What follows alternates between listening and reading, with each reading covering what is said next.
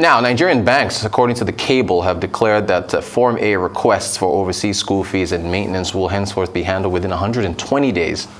The banks made the announcement in emails sent lately to their clients. The development occurs while the country's ongoing cash shortage continues. Central Bank of Nigeria, of course, has created a Form A as an application form for service transactions, also known as invisible trades, such as paying for medical expenses, training programs, and international schooling. Joining us from London to discuss further, Arise business analyst Chika Mbonu. Chika, good morning to you. Thank you so much for joining us. Yeah, so lots to discuss, Chika. You want to start with the Form A and the FX request delay with the banks?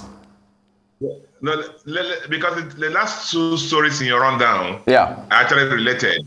They have to do with the foreign exchange. So let me just dispense with the Dr. Yemikale's comment. Okay.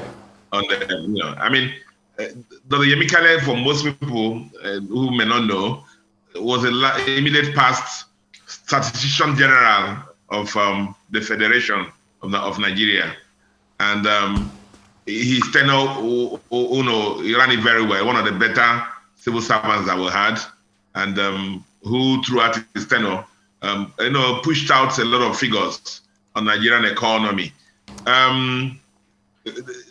So for KPMG, I celebrate KPMG because it's a fantastic catch for them.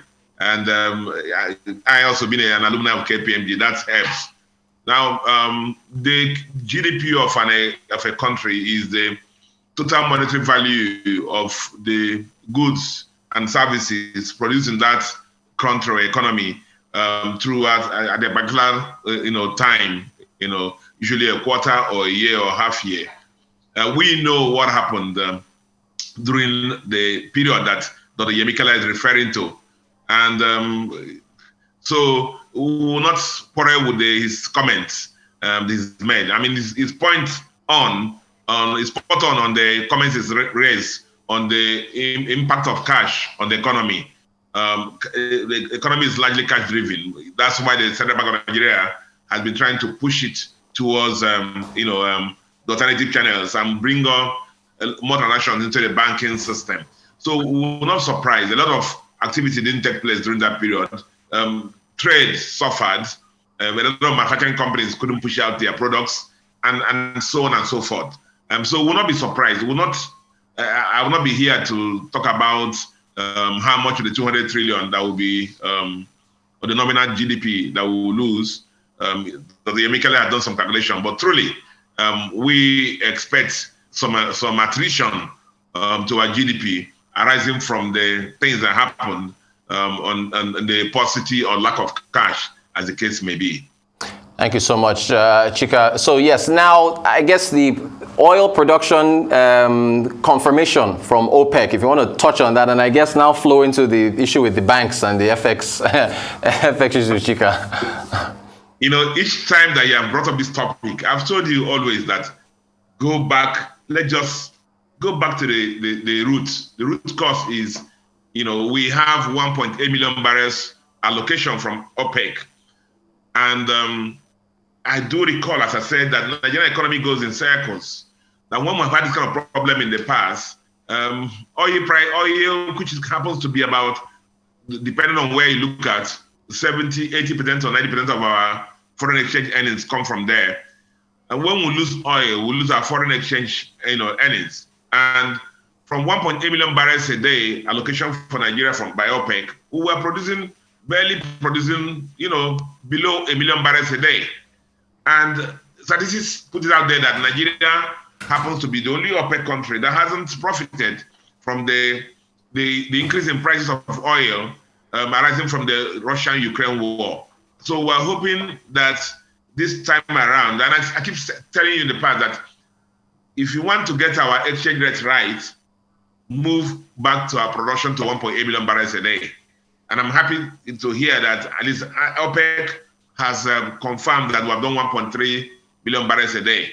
Let's pump up the volumes. As the volumes go up to 1.8 million barrels, you will see what will happen to our foreign exchange reserves. There'll be more accretion, and the Central Bank of Nigeria will be, able to defend the foreign currency, our naira. Look at our naira and exchange dollar exchange rate. It ties into the story in your rundown, which has to do with the banks, rationing the foreign exchange, letting those that are going to be normally disbursed through the Form A's, which includes school fees, your basic travel allowance, and the personal travel allowance. We're not surprised that this is happening.